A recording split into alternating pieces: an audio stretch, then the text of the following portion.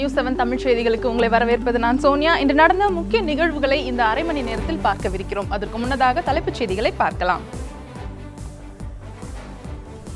CBI விசாரணைக்கு எந்த நேரத்திலும் அழைத்தாலும் ஒத்துழைக்க தயார். 2 நாள் விசாரணை முடிந்த பின் டெல்லியில் தயாநிதி மாறன் பேட்டி. மெட்ரோ ரயிலில் பயணியை கன்னத்தில் அடிக்கவில்லை. முதலமைச்சர் செல்வி ஜெயலலிதாவின் குற்றச்சாட்டுக்கு மு.க. ஸ்டாலின் மறுப்பு. கௌரவ கொலைகளை தடுக்க மத்திய மாநில அரசுகள் சட்டம் இயற்ற வேண்டும். கோகுல்ராஜ் உடலுக்கு அஞ்சலி செலுத்திய பின் தொல் திருமாவளவன் வலியுறுத்தல்.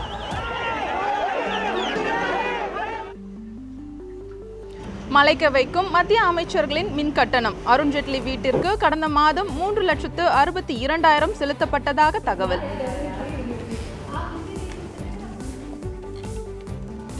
ஐபிஎல் கிரிக்கெட் சூதாட்டத்தில் ஈடுபடவில்லை. லலித் மோடி குற்றச்சாட்டுக்கு சென்னை வீரர் சுரேஷ் ரெய்னா மறுப்பு. இனி விரிவான செய்திகளை பார்க்கலாம். தொலைபேசி இணைப்பு வழக்கு தொடர்பாக சிபிஐ விசாரணைக்கு முழு ஒத்துழைப்பு அளிப்பதாக, எந்த நேரத்திலும் விசாரணைக்கு அழைத்தாலும் அதனை எதிர்கொள்ள தயார் என்றும் முன்னாள் மத்திய அமைச்சர் திரு தயாநிதி மாறன் தெரிவித்துள்ளார். பிஎஸ்என்எல் தொலைபேசி இணைப்புகளை முறைகேடாக பயன்படுத்தியதன் மூலம் மத்திய அரசுக்கு 1,80,00,000 ரூபாய் இழப்பு ஏற்படுத்தியுள்ளதாக திரு தயாநிதி மாறன் மீது சிபிஐ குற்றம் சாட்டியுள்ளது. இது தொடர்பாக அவரிடம் நேற்று டெல்லி சிபிஐ அலுவலகத்தில் சுமார் 8 மணி நேரம் விசாரணை நடத்தப்பட்டது. இதனைத் தொடர்ந்து அவரிடம் 2வது நாளாக இன்றும் தீவிர விசாரணை நடைபெற்றது. 2 நாள் விசாரணையில் நூற்றுக்கணக்கான கேள்விகளை சிபிஐ அதிகாரிகளிடமிருந்து எதிர்கொண்ட திரு தயாநிதி மாறன் பின்னர் செய்தியாளர்களிடம் இது குறித்து பேசும்போது சிபிஐ விசாரணைக்கு முழு ஒத்துழைப்பு அளிப்பதாக கூறினார்.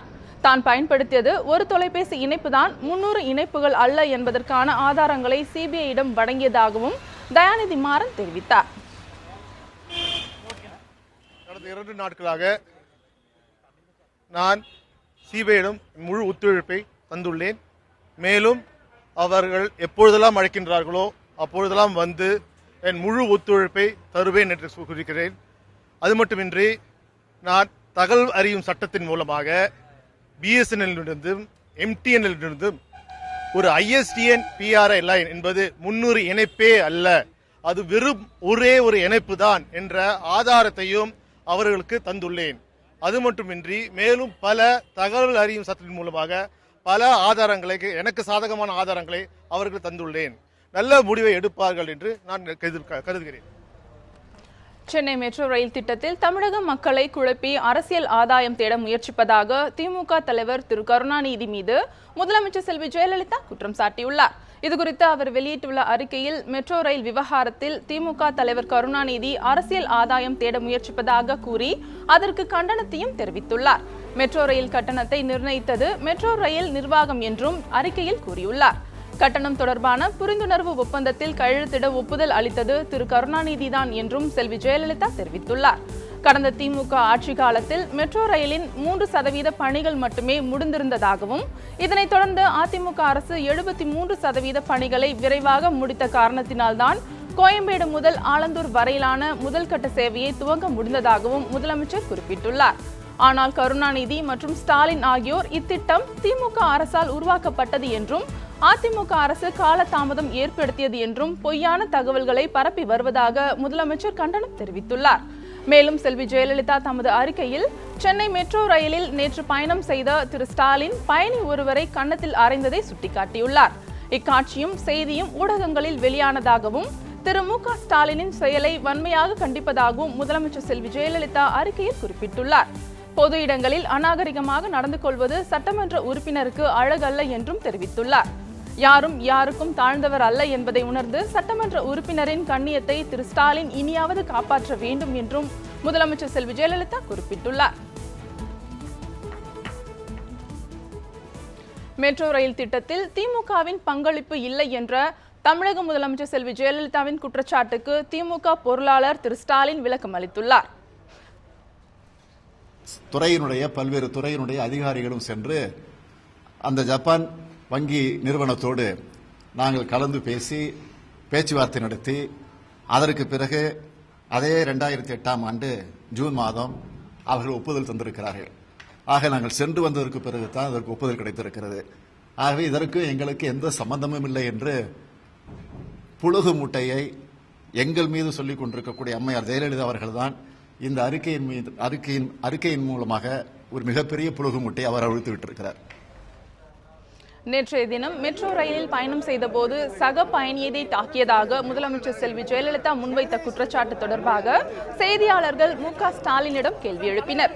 அதற்கு பதிலளித்து பேசிய அவர் சக பயணியை தாக்கும் எண்ணத்துடன் தாம் நடந்து கொள்ளவில்லை என்றும் அவரை விலகிச் செல்லுமாறு கூறியதாகவும் விளக்கமளித்தார்.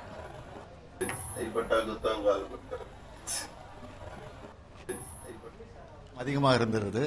பொதுமக்களுக்கு பல தொல்லைகளும் துன்பங்களும் ஏற்பட்டது. எனக்கு பக்கத்தில் நின்று கொண்டிருந்த சில கழக தோழர்கள் அங்கே உட்கார்ந்திருந்த ஒரு பெண், அதுவும் அந்த பெண் யார் என்று கேட்டால் ஒரு பொதுப்பணித்துறையிலே பணிபுரிந்து கொண்டிருக்கக்கூடிய ஒரு ஊழியர், அவருடைய காலை மிதித்தார். மிதித்த நேரத்தில் நான் பக்கத்தில் இருந்து கொண்டு எல்லோரும் தள்ளி போங்கள், பொதுமக்களுக்கு இடையூறு செய்யக்கூடாது என்று நான் கையை நீட்டி அப்படி ஒதுக்க சொன்னேன். அப்பொழுது என்னுடைய கை அவருடைய கன்னத்திலே பட்டது உண்மைதான். யாராவது அடிப்பதாக இருந்தால் இப்படித்தான் அடிப்பார்கள், இப்படி யாரும் அடிக்க மாட்டார்கள். இது ஜெயலலிதாவுக்கு ஏன் தெரியவில்லை என்பது தெரியவில்லை. மதிமுக பொதுச் செயலாளர் வைகோ மீது தொடரப்பட்ட தேச துரோக வழக்கின் விசாரணை ஜூலை 22ஆம் தேதிக்கு ஒத்திவைக்கப்பட்டது. கடந்த 2008ஆம் ஆண்டு ராஜா அண்ணாமலை மன்றத்தில் பேசிய போது ஈழம் பற்றி கருத்து தெரிவித்ததற்காக அவர் மீது வழக்கு தொடரப்பட்டது. இதனையடுத்து இந்த வழக்கில் சென்னை நீதிமன்றத்தில் குறுக்கு விசாரணை நடைபெற்று வந்தது.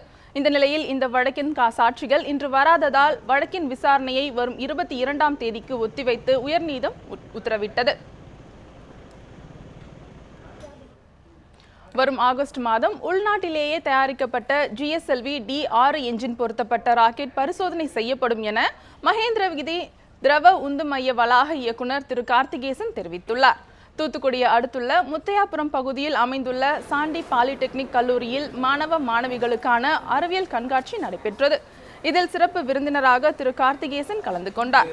இதனையடுத்து செய்தியாளரிடம் பேசிய கார்த்திகேசன் 5 சேட்டலைட்களை சுமந்து செல்லும் PSLV C-28 ராக்கெட் வருகிற ஜூலை 10ஆம் தேதியன்று ஸ்ரீஹரிகோட்டாவில் உள்ள தளத்திலிருந்து விண்ணில் ஏவப்பட உள்ளது என்று தெரிவித்தார். அதற்கான 2ஆம் மற்றும் 4ஆம் பாகங்கள் மகேந்திரகிரி மையத்தில் தயார் செய்யப்பட்டு இஸ்ரோவிற்கு அனுப்பப்பட்டுள்ளதாகவும் அவர் கூறினார். ஐஎஸ்ஆர்லேருந்து அடுத்த கட்ட நடவடிக்கையாக இம்மிடியேட்டாக ஒரு PSLV ராக்கெட் லான்ச் பண்ண போகிறோம். அதில் 5 சேட்டலைட் வரும். இது இந்த ஜூலை 10th லான்ச் பண்ணுறோம் ஸ்ரீஹரிகோட்டாவில். அதுக்குள்ள செகண்ட் ஸ்டேஜும் 4th ஸ்டேஜும் நம்ம மகேந்திரிலேருந்து ரியலைஸ் பண்ணி டெஸ்ட் பண்ணி அனுப்பியாச்சு. அது முடிஞ்சிட்டு அதுக்கடுத்த மாதம், அதாவது இப்போ ஆகஸ்ட்டில் GSLV முன்னாடி ஒர்க்காக சக்ஸஸ் இண்டிஜினியஸ் கிரையோ ஸ்டேஜ் வச்சு சக்ஸஸ் பண்ணோம் D5ன்னு சொல்லிட்டு.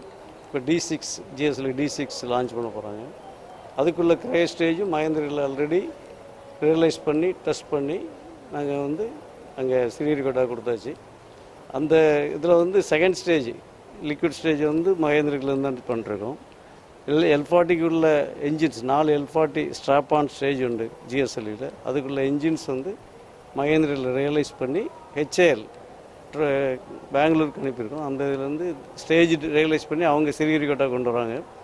அந்த ஃபுல் ஸ்டேஜ் ரியலைஸ் பண்ணியிருந்தது அசம்பிள் பண்ணிவிட்டு will be doing the launching by August. Salem மாவட்டம் ஓமலூர் பொறியியல் பட்டதாரி கோகுல்ராஜின் உடல் அடக்கம் செய்யப்பட்டது. ஓமலூரைச் சேர்ந்த பொறியியல் பட்டதாரியான கோகுல்ராஜும் சுவாதி என்பவரும் காதலித்து வந்ததாக கூறப்படுகிறது. இந்த நிலையில் கடந்த 5 நாட்களுக்கு முன் ரயில் தண்டவாளத்தில் கோகுல்ராஜ் சடலமாக கண்டெடுக்கப்பட்டார். காதல் விவகாரத்தால் இவர் கொலை செய்யப்பட்டுள்ளதாகவும் இவருடைய மரணத்தை கொலை வழக்காக பதிவு செய்யவும் கோரிக்கையை முன்வைத்து அவரது உறவினர்கள் மற்றும் பல்வேறு இயக்கங்கள் சார்பாக போராட்டம் நடத்தப்பட்டது. இதனையடுத்து காவல்துறையினர் கொலை வழக்காக பதிவு செய்து 6 பேரை கைது செய்தனர். மேலும் 3 பேரை தேடி வருகின்றனர். பின்னர் உடலை பெற்றுக்கொண்ட குடும்பத்தினர் ஓமலூரில் அடக்கம் செய்தனர். இதனையொட்டி 500க்கும் மேற்பட்ட காவல்துறையினர் பாதுகாப்பு பணியில் ஈடுபட்டனர்.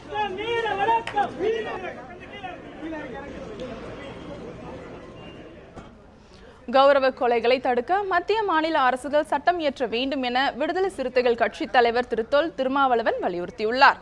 சேலம் மாவட்டம் ஓமலூரைச் சேர்ந்த பொறியியல் மாணவர் கோகுல்ராஜின் உடலுக்கு விடுதலை சிறுத்தைகள் கட்சித் தலைவர் தொல் திருமாவளவன் மலர் வளையம் வைத்து அஞ்சலி செலுத்தினார்.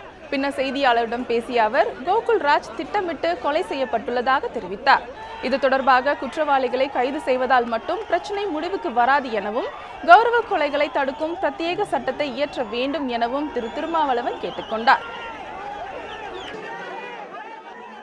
தமிழகம் முழுவதும் இப்படிப்பட்ட சாதி வெறி பிரச்சனை பரவுவதற்கு பாட்டாளி மக்கள் கட்சி தான் அடிப்படையான காரணம். சாதி வெறி தூண்டுவது, சாதி வெறியை அரசியலாக்குவது, சாதி வெறியை மூலதனமாக பயன்படுத்துவது, இப்படி சாதி அடிப்படையிலே தலித்துகளுக்கும் தலித்தல்லாதவர்களுக்கும் இடையிலே மோதலை தூண்டுவது, இது ஒரு திட்டமிட்ட நடவடிக்கையாகவே, ஒரு செயல் திட்டமாகவே அந்த கட்சி முன்வைத்து செயல்படுத்தி வருகிறது. புதுச்சேரி அருகே இலவச மனைப்பட்டா வழங்கியதில் முறைகேடு நடந்துள்ளதாக கூறி காங்கிரஸ் கட்சியினர் புதுச்சேரி துணை ஆளுநரிடம் புகார் மனு அளித்தனர். புதுச்சேரி ஆதிங்கப்பட்டு கிராமத்தில் கடந்த சில நாட்களுக்கு முன்பு ஆதி திராவிடர் நலத்துறை மூலம் அமைச்சர் ராஜவேலு 212 பயனாளிகளுக்கு இலவச மனைப்பட்டாக்களை வழங்கினார். இதில் திருமணமாகாத இளைஞர்களுக்கும் ஏற்கனவே வீடு கட்டியவர்களுக்கும் வீட்டு மனை வழங்கப்பட்டுள்ளதாக காங்கிரஸ் கட்சியினர் புகார் தெரிவித்துள்ளனர். உயர்நீதிமன்ற உத்தரவின்படி உண்மையான பயனாளிகளை கண்டறிந்து அவர்களுக்கு இலவச மனைப்பட்டாக்களை வழங்கிட நடவடிக்கை எடுக்க வேண்டும் உள்ளிட்ட கோரிக்கைகளை அடங்கிய மனுவை புதுச்சேரி துணைநிலை ஆளுநர் அஜய்குமார் சிங்கிடம் காங்கிரஸ் கட்சியினர் அளித்தனர். கொடுக்கப்பட்ட மனைப்பட்டாக்கள் தவறான முறையில் பயன்படுத்தப்பட்டிருக்கிறது என்பதுதான் நாங்கள் ஆளுநரத்தில் குறை கூறியிருக்கின்றோம். குறிப்பாக அந்த சேலைமேடு அந்த ஆதிங்கப்பட்டு என்ற கிராமத்தில் அங்கு குடியில்லாதவர்களுக்கும் அந்த பகுதியை சாராதவர்களுக்கும் மனைப்பட்டாக்கள் தந்திருக்கின்றார்கள். இனி வரும் செய்திகளை பார்க்கலாம். ஹெல்மெட் கிடைக்காததால் மண் சட்டியை தலையில் கவிழ்த்து இருசக்கர வாகனம் ஓட்டிய இளைஞர்கள். குழந்தைகளுக்கு மனநல சிகிச்சை அளிக்க உதவும் நாய்கள்.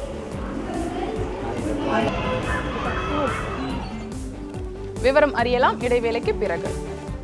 நியூஸ் 7 தமிழ், பொறுப்பும் பொது நலமும். செய்திகளுக்கு மீண்டும் வரவேற்கிறோம். டெல்லி முதல்வர் திரு அரவிந்த் கெஜ்ரிவால் வீட்டின் 2 மாத மின்சார கட்டணம் 91,000 ரூபாய் என தகவல் அறியும் உரிமை சட்டத்தின் மூலம் வெளியாகியுள்ள தகவலை சுட்டிக்காட்டி பாஜகவினர் விமர்சனம் செய்து வருகின்றனர். இந்த நிலையில் மத்திய அமைச்சர்கள் மற்றும் காங்கிரஸ் துணைத் தலைவர் திரு ராகுல் காந்தி வீடுகளின் மலைக்க வைக்கும் மின் கட்டண பட்டியல் வெளியாகி பரபரப்பை ஏற்படுத்தியுள்ளது. டெல்லியில் உள்ள பிரபலங்களின் வீடுகளின் ஜூன் மாத மின் கட்டண பட்டியலை தற்போது பார்க்கலாம். மத்திய நிதியமைச்சர் திரு அருண்ஜேட்லியின் வீட்டு மின் கட்டணம் 3,62,939 ரூபாயாகும். பிரதமர் அலுவலக அமைச்சர் திரு ஜிதேந்திர சிங்கின் வீட்டு மின் கட்டணம் 1,97,403 ரூபாயாகும். உணவு பதுப்படுத்தல் துறை அமைச்சர் திருமதி ஹர்சிம்ராத் கௌரின் மின் கட்டணம் 1,35,766 ரூபாயாகும். நீர்வளத்துறை அமைச்சர் செல்வி உமாபாரதியின் 1 மாத வீட்டு மின் கட்டணம் 1,20,793 ரூபாய் என தகவல்கள் கூறுகின்றன. இதேபோல காங்கிரஸ் துணைத் தலைவர் திரு ராகுல் காந்தி வீட்டின் 1 மாத மின் கட்டணம் 1,76,550 ரூபாய் என தகவல் அறியும் உரிமை சட்டத்தின் மூலம் பெறப்பட்ட தகவலில் தெரிய வந்துள்ளது.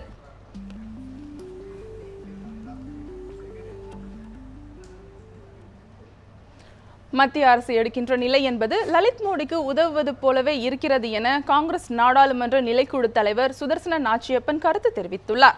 காங்கிரஸ் கட்சியைச் சேர்ந்த நாடாளுமன்ற நிலைக்குழு தலைவரும் முன்னாள் மத்திய தொழில்துறை இணை அமைச்சருமான சுதர்சன நாச்சியப்பன் இன்று சிவகங்கையில் செய்தியாளர்களை சந்தித்து பேசினார்.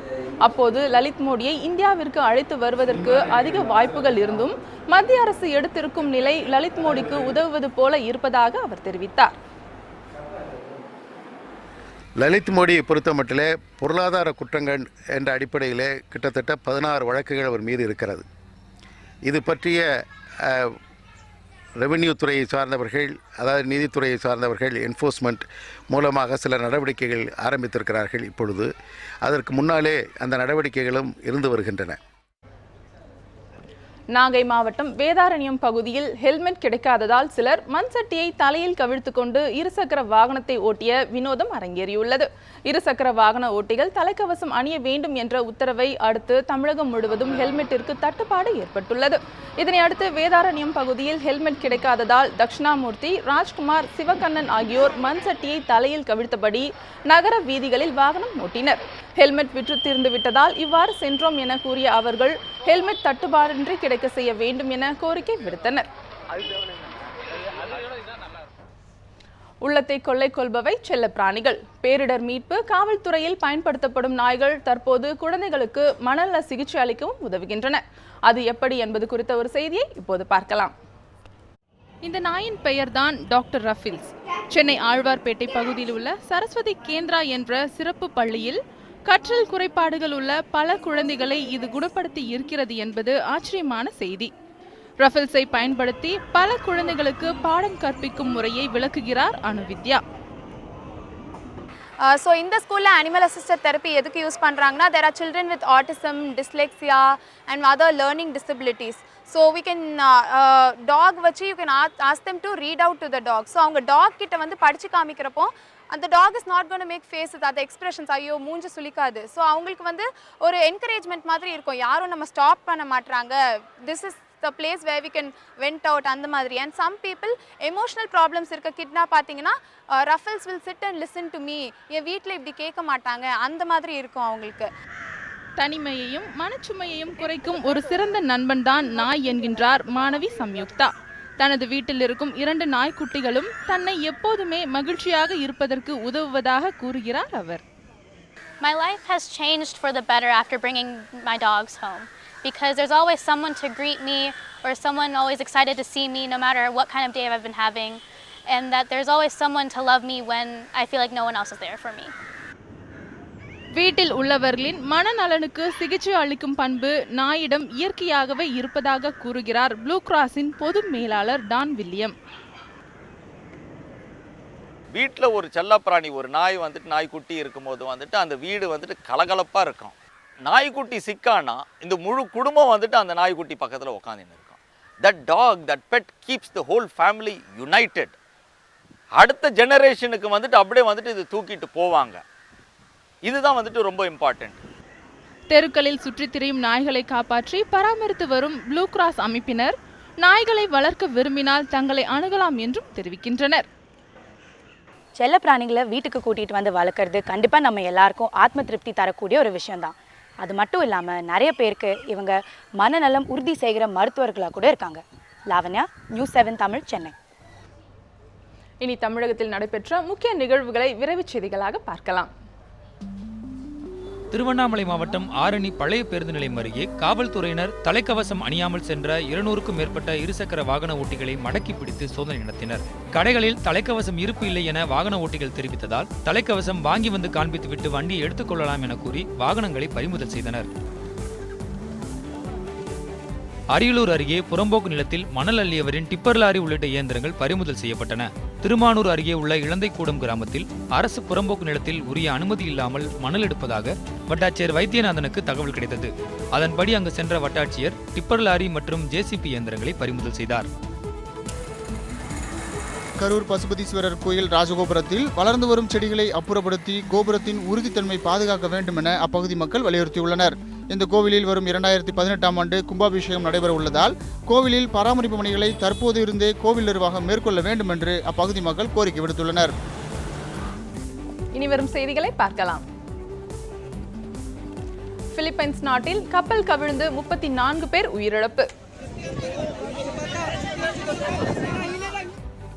கிரிக்கெட் வீரர்களுக்கு வழங்கப்படும் ஊக்கத்தொகையில் மாற்றம் செய்ய பிசிசிஐ முடிவு. விவரம் அறியலாம் இடைவேளைக்கு பிறகு. நியூஸ் 7 தமிழ், பொறுப்பும் பொது நலமும். செய்திகளுக்கு மீண்டும் வரவேற்கிறோம். பிலிப்பைன்ஸ் நாட்டில் 173 பயணிகளுடன் சென்ற பயணிகள் கப்பல் கவிழ்ந்து விபத்துக்குள்ளானதில் 34 பேர் பலியாகினர். மத்திய பிலிப்பைன்ஸில் உள்ள ஒர்முக் துறைமுகத்திலிருந்து கமோடிஸ் தீவை நோக்கி சென்று கொண்டிருந்த கிம் நிர்வாணா என்ற பயணிகள் கப்பல் விபத்தில் சிக்கியது. கடும் அலை காரணமாக கப்பல் மூழ்கியது. தகவல் அறிந்த மீட்பு குழுவினர் சம்பவ இடத்திற்கு சென்று மீட்பு பணியில் ஈடுபட்டனர். இதில் 34 பேர் பலியாகினர். சுமார் 7 படகுகளில் சென்று பாதிக்கப்பட்டவர்களை மீட்டு கரைக்கு கொண்டு வந்தனர். கப்பலில் பயணித்த 21 பேரை காணவில்லை என்று தகவல்கள் வெளியாகியுள்ளன. தொடர்ந்து அங்கு மீட்பு பணிகள் நடைபெற்று வருகின்றன. ஐபிஎல் போட்டியில் சூதாட்டத்தில் ஈடுபட்டதாக கூறிய லலித் மோடியின் குற்றச்சாட்டிற்கு சென்னை வீரர் சுரேஷ் ரெய்னா மறுப்பு தெரிவித்துள்ளார். சென்னை சூப்பர் கிங்ஸ் அணியை சேர்ந்த ரெய்னா, ஜடேஜா மற்றும் பிராவோ ஆகிய 3 வீரர்களும் ரியல் எஸ்டேட் அதிபரும் சூதாட்ட தரகருமான பாபா திவானிடம் தலா 20 கோடி ரூபாய் பணம் மற்றும் பிளாட்டை லஞ்சமாக பெற்றதாக IPL முன்னாள் தலைவர் லலித் மோடி புகார் கூறியிருந்தார்.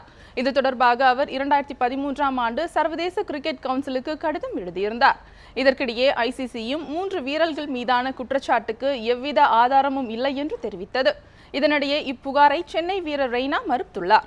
இதுகுறித்து அவர் கூறுகையில், எந்த அணிக்காக விளையாடினாலும் அர்ப்பணிப்பு உணர்வுடன் விளையாடுவதாக தெரிவித்தார்.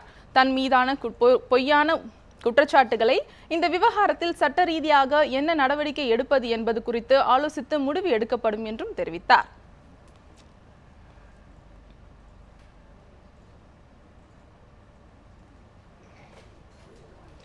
திறமையின் அடிப்படையில் இந்திய கிரிக்கெட் வீரர்களுக்கு வழங்கப்படும் ஊக்கத்தொகையில் மாற்றம் செய்ய BCCI முடிவு செய்துள்ளதாக தகவல்கள் வெளியாகியுள்ளன. ஆஸ்திரேலியா, இங்கிலாந்து கிரிக்கெட் வாரியங்கள் வீரர்களின் திறமை அடிப்படையில் அவர்களுக்கு ஊதியம் வழங்கி வருகிறது. இந்த முறையை பின்பற்ற BCCI நிதிக்குழு பரிந்துரை செய்துள்ளது. உதாரணமாக, உள்ளூரில் இந்திய அணி டெஸ்ட் தொடர் ஒன்றில் வெற்றி பெறுமானால் வீரர்களின் சம்பளத்துடன் ஊக்கத்தொகையும் வழங்கப்படும். இதுவே வெளிநாடுகளில் என்றால் எதிரணி வீரர்களின் தனிப்பட்ட திறன் ஆகியவற்றின் அடிப்படையில் ஊக்கத்தொகை வழங்கப்படும். இந்திய மகளிர் கிரிக்கெட் வீராங்கனைகளின் ஊக்கத்தொகையிலும் தரம் அடிப்படையில் 2 பிரிவாக மாற்றம் கொண்டு வரப்பட்டுள்ளது. நியூஸ் 7 தமிழ் மற்றும் RMKV இணைந்து வழங்கும் வினாவிடை பரிசு பகுதியை இனி பார்க்கலாம். நேயர்களிடம் செய்தி தொடர்புடைய பொது அறிவு சார்ந்த கேள்விகள் கேட்கப்பட்டு அதற்கு நாள்தோறும் பரிசுகள் வழங்கப்படுகின்றன. ஒவ்வொரு நாளும் 3 கேள்விகள் கேட்கப்படும். அதற்கு சரியான விடைகளை அளிக்கும் 3 நபர்களுக்கு தலா 2000 ரூபாய் மதிப்புள்ள RMKV நிறுவனத்தின் பரிசு கூப்பன்கள் வழங்கப்பட்டு வருகின்றன. இனி இன்றைய கேள்வியை பார்க்கலாம். CBI விசாரணைக்கு ஆஜரான முன்னாள் மத்திய அமைச்சர் யார்? இதற்கான உங்களது பதில்களை SMS, வாட்ஸ்அப் மற்றும் மின்னஞ்சல் மூலம் அனுப்பி வைக்கலாம். SMS மூலம் பதில் அனுப்ப விரும்புபவர்கள் 5667 என்ற எண்ணுக்கு News7 ஸ்பேஸ் உங்களது ஸ்பெயர் ஸ்பேஸ் வினாவுக்கான விடையை டைப் செய்து அனுப்பவும். வாட்ஸ்அப் மூலம் பதிலளிக்க விரும்புவோர் 7708335370 என்ற எண்ணுக்கு உங்கள் பதில்களை அனுப்பி வைக்கலாம். மின்னஞ்சல் மூலம் வினாவுக்கு பதிலளிக்க விரும்புவோர் vvp@ns7.tv என்ற முகவரிக்கு உங்கள் பதில்களை அனுப்பி வைக்கலாம். ஒன்றுக்கும் அதிகமானோர் சரியான பதிலை அனுப்பும் பட்சத்தில் குலுக்கல் முறையில் தேர்வு செய்யப்பட்டு 2000 ரூபாய் மதிப்புள்ள பரிசு கூப்பன்கள் வழங்கப்படும். வினாவிடை பரிசு பகுதிக்காக நேற்று 3 கேள்விகள் கேட்டிருந்தோம். அதற்கு சரியான விடைகளை ஏராளமான நேயர்கள் அனுப்பியிருந்தார்கள். அவர்களில் பரிசு கூறியவர்கள் குலுக்கல் மூலம் தேர்வு செய்யப்பட்டனர். முதலாவதான கேள்விக்கு, இந்திய ஒருநாள் அணியின் புதிய கேப்டன் ரஹானேவிற்கு வாழ்த்து தெரிவித்த முன்னாள் கிரிக்கெட் பிரபலம் யார் என்ற கேள்விக்கு சச்சின் டெண்டுல்கர் என்று பதிலளித்து குலுக்கல் முறையில் பரிசை பெறுகிறார் அமெரிக்காவைச் சேர்ந்த லினோ ஷெரோன்.